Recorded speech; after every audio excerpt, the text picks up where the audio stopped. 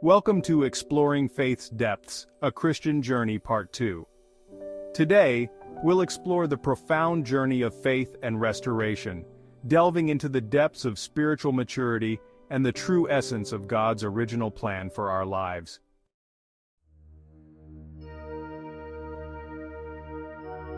Spiritual maturity is not simply about adherence to religious rules or rituals, but developing a deep personal relationship with the divine. It involves growth in love. A maturing spiritual life is characterized by an increasing capacity to love God unconditionally, others, and even oneself. This love is not based on feelings or reciprocity, but on a commitment to the well-being of others. Increasing humility, recognizing one's limitations and dependence on God is crucial to spiritual growth. This humility allows us to be open to God's guidance and to learn from others. Developing virtues. Spiritual maturity involves cultivating patience, kindness, generosity, forgiveness, and self-control. These virtues help us to live in a way that is pleasing to God and beneficial to others. Discernment. The ability to distinguish between good and evil, right and wrong, is crucial for spiritual growth.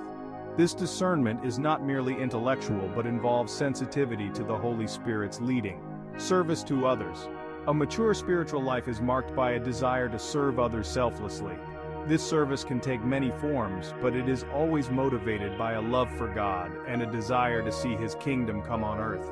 Understanding God's original life plan can guide our spiritual journey. Many believe that God's plan involves relationship with God. A central aspect of God's plan is for us to have a deep personal relationship with Him.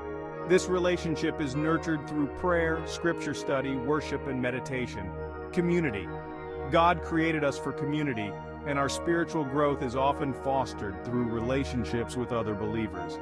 We are meant to encourage, support, and challenge each other in our faith. Stewardship of creation. God entrusted us with caring for the earth and its resources. Living in harmony with creation and being responsible stewards are part of fulfilling God's plan. Using our gifts. God has given each of us unique gifts and talents. Discovering and using these gifts to serve others is a way to participate in God's plan for the world.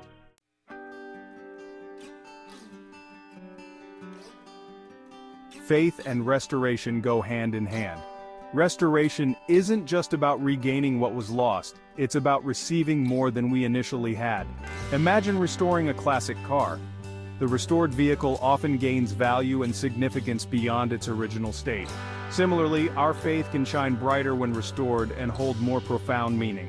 To truly experience restoration, we must pursue spiritual maturity. The Bible urges us to move beyond the fundamental teachings, the milk of the Word, to deeper, more profound spiritual truths. Proper restoration involves understanding and aligning with God's original life plan. Spiritual maturity is an ongoing process, not a destination. As we grow in our relationship with God and seek to understand and fulfill His plan for our lives, we become more fully the people He created us to be. This journey of spiritual growth brings us closer to the true essence of God's original plan for our lives, a life of love, joy, peace, and purpose.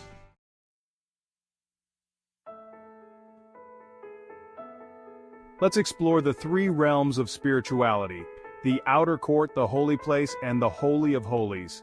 The outer court represents essential faith, where believers begin their spiritual journey.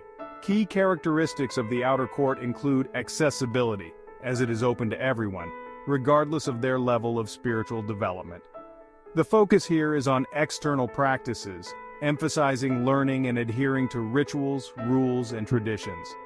While there can be moments of connection, the experience of the divine is often less direct and intense. Moving deeper, the holy place signifies intermediate faith, where deeper understanding and practice of faith occur. This realm signifies a deeper level of spiritual engagement.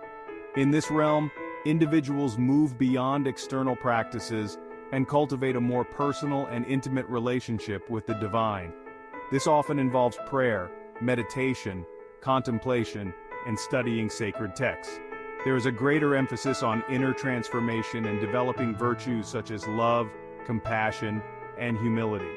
Key characteristics of the holy place include requiring intention and effort, as access is not automatic but requires a conscious commitment to spiritual growth. The focus here is on inner transformation, emphasizing developing a personal relationship with the divine and cultivating virtues. Deeper spiritual experiences include increased encounters with the divine presence and a sense of connection to something greater than oneself. Finally, the Holy of Holies represents advanced faith, a place of profound intimacy with God. While fewer people reach these deeper levels, we are called to pursue the fullness of God's presence. The Holy of Holies represents the highest level of spiritual attainment. In this realm, individuals experience a profound union with the divine. It is a state of complete surrender, trust, and devotion. This level of spiritual experience is often described as ineffable and beyond words. Key characteristics of the Holy of Holies include being rare and transformative, with access granted to a select few who have dedicated their lives to spiritual pursuits. The focus here is on complete surrender, emphasizing letting go of all attachments and egoic desires. Profound spiritual experiences include direct and unmediated experience of the divine, often accompanied by feelings of bliss, peace, and oneness. It is important to note that the three realms of spirituality are not necessarily linear or sequential. Depending on their spiritual practices, experiences, and personal growth, individuals may move between these realms at different times. The metaphor of the outer court, holy place, and Holy of Holies guides and inspires those seeking to deepen their spiritual connection and realize their full potential as spiritual beings.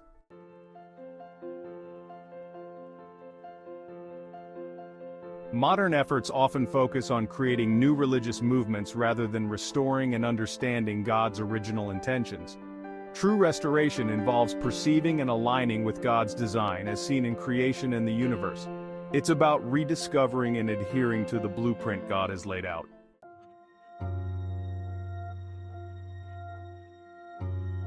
Restoration is not an easy process. It can be challenging and messy, involving the stripping away of superficial layers to reveal and enhance the original vision. This process requires culture, character, and a deep understanding of the original architect's intent. Similarly, as believers, we should seek to restore our spiritual lives according to God's blueprint. This means embracing the challenges and understanding that restoration leads to a richer, more fulfilling relationship with God.